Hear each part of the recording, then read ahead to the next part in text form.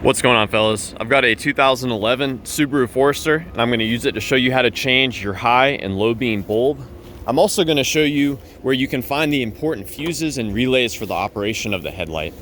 So real quick, first, the fuses and relays. Popping this cover off.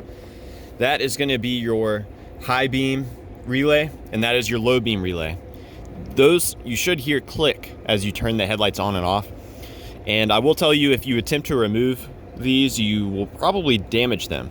So I wouldn't attempt to remove them unless you already had a replacement one.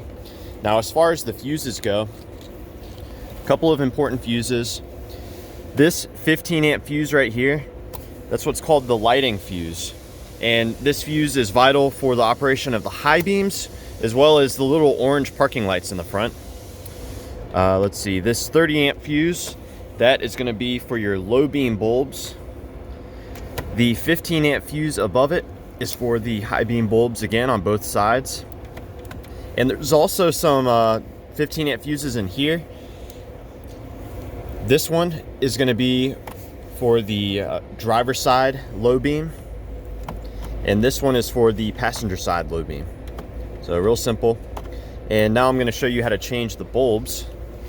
I'll pull the fuses out real quick so the bulbs can start to cool down. So this is going to be your high beam, that's your low beam. Real simple to get to. On this side, you can just peer in, and the high beam's right there. To disconnect this pigtail, you're going to push on that little connector right there, that little tab, and then push straight down. And with it disconnected, take this opportunity to look inside and see if there's any corrosion. The corrosion may appear as like a greenish or bluish powder, you know. And if you see corrosion in there, that can cause the headlights to not come on or to flicker. And you'll want to change the connector.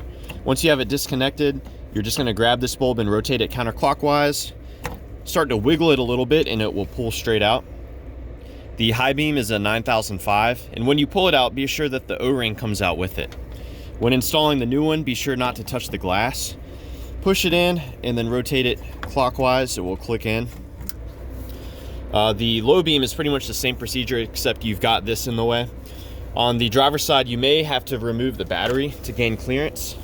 Now on the passenger side, there's a little duct, little snorkel piece for the intake, and that will have to come out. There's just some push pins here.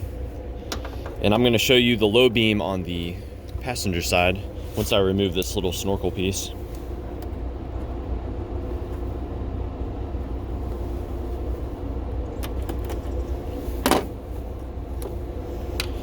So this snorkel piece, it comes out of the air box there. There again, you've got your high beam, your low beam. You're gonna want to grab this piece, rotate it counterclockwise. It's gonna be in there pretty firmly, but it will come out. And it has an O-ring as well. Set that aside and try to remember the orientation, as it will only go back in the one way. And here's the low beam. This connector is not nearly as likely to be corroded as it's protected, but I still like to check as well. You can see that's corrosion free. And this bulb is an H11. And this one, be sure the O-ring comes out as well. It's even more prone to not come out. And the reverse is how you just get it back in. So yeah, anyways, I hope this was helpful for you guys.